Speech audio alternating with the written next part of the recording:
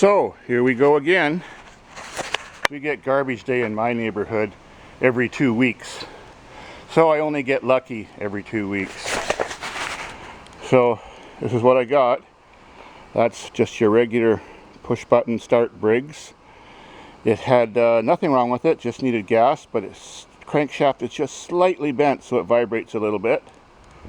That's the Weed Eater straight shaft home light I picked a month ago. It had just a bad spark plug. Wait till you see what a bad spark plug looks like.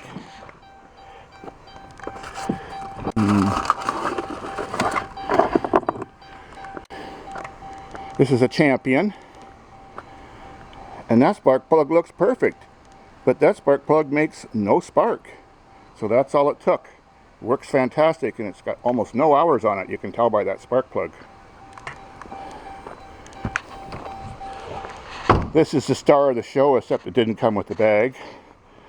A really modern Briggs 675 series, self-propelled. Got the giant gas cap. And all that was wrong with it was the blade was bent, and that broke the flywheel key. So a 20-cent flywheel key, which I didn't have to buy. And one wheel had the gear teeth worn off, but one of my religious ones in there that found the Holy Spirit had exactly the right wheel with good gear teeth on it. This Honda overhead cam had mouse chewed its fuel line, but it still started up no problem. And it had a bent blade, but I had a spare blade for it, so that was no problem. Your basic run-of-the-mill Briggs. The body was bad, but I had a perfect body with a bad Tecumseh on it, so that also didn't cost anything to fix. Oh, that one cost $20 for a new blade. Didn't have that one. Well, this one, similar to the other one, it blown motor. Clunk, clunk, clunk, clunk. No oil, but perfect body. And there's my spare motor from another one of those religious holy lawnmowers. Perfect fit. And this vintage Toro from 1993 with bag. It just needed gas too, and it started right up. But it's a little bit religious too, but because the deck's aluminum, I'll probably put some JB weld in those corrosion holes, then some body filler. And I never usually paint decks, but I think this one's worth painting.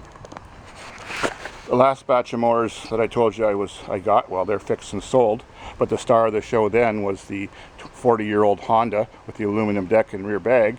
I didn't pick it with the rear bag, but I had a like new exact match rear bag in my stock of bags.